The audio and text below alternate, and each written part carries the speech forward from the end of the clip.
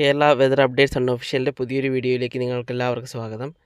ജനുവരി 30 അല്ലെങ്കിൽ ജനുവരി 31 തൊട്ട് 3-4 ദിവസത്തേക്ക് കേരളത്തിൽ, പ്രത്യേകിച്ച് മധ്യ തെക്കൻ കേരളത്തിൽ ചില പ്രദേശങ്ങളിലായിട്ട് മഴ സാധ്യതയുണ്ട്.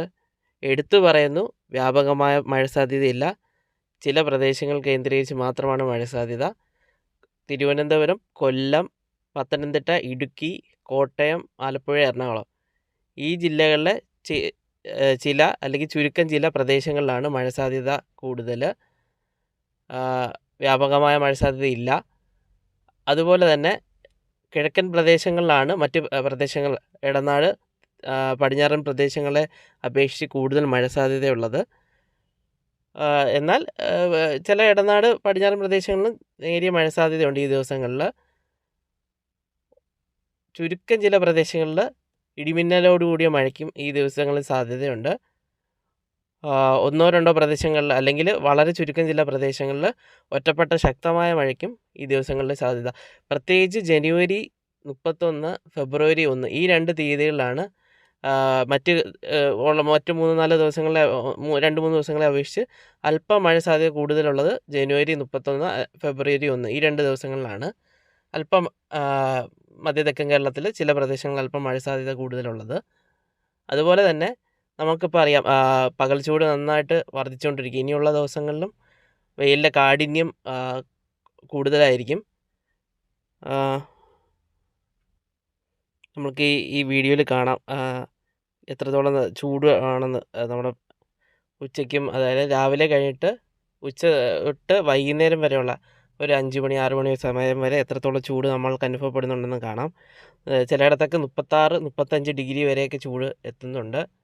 കേരളത്തിലാണ് കഴിഞ്ഞ ദിവസങ്ങളിലൊക്കെ നമ്മുടെ ഇന്ത്യയെ മൊത്തത്തിൽ നോക്കുമ്പോൾ ഈ ഏറ്റവും ഉയർന്ന താപനില രേഖപ്പെടുത്തിയ സ്ഥലങ്ങളുള്ളത്.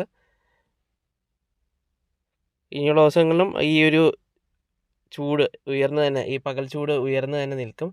എന്നാൽ രാത്രി താപനിലയിൽ ചെറിയ കുറവ് അടുത്ത ദിവസങ്ങളിൽ കുറച്ചുകൂടെ കുറവുണ്ടാകും. രാത്രി താപനിലയിൽ കുറവുണ്ടാകും. നമുക്കറിയാം, മറ്റേ നമ്മുടെ ഈ ഊട്ടി, മൂന്നാർ, അതുപോലെ തന്നെ കൊടൈക്കനാൽ, അതുപോലെ തന്നെയുള്ള വിനോദസഞ്ചാര കേന്ദ്രങ്ങൾ, ഹിൽ സ്റ്റേഷൻ, അങ്ങനത്തെ പ്രദേശങ്ങളിൽ, ടൂറിസ്റ്റ് ഹിൽ സ്റ്റേഷനുകളിലൊക്കെ രാത്രി താപനിലയിൽ ഇനിയുള്ള ദിവസങ്ങൾ കുറച്ചുകൂടെ അല്പം കൂടി കുറവ് വരും. 10 ഡിഗ്രിയിലൊക്കെ താഴെ താപനില എത്താനുള്ള സാധ്യതയുണ്ട്. മഴ വരുന്നതോടെ വീണ്ടും ഈ ഒരു മഞ്ഞും തണുപ്പും, ഈ രാത്രി ഉള്ള ഈ ഒരു മഞ്ഞും ആ ചെറിയ തണുപ്പുമൊക്കെ വീണ്ടും അല്പം കുറയാമെങ്കിലും പിന്നെ വീണ്ടും 2-3 ദിവസത്തേക്കാണ് നമ്മൾ ഈ മഴ സാധ്യത. 3-4 ദിവസം, അല്ലെങ്കിൽ ഫെബ്രുവരി ആദ്യത്തെ 2-3 ദിവസം വരെയാണ് പരമാവധി ഈ മഴ സാധ്യതയുള്ളത്. അതിനുശേഷം വീണ്ടും പകൽ ചൂട് വർദ്ധിക്കും. രാത്രി താപനിലയിൽ കാര്യമായ കുറവുണ്ടാവും എന്ന് തന്നെയാണ് കരുതുന്നത്.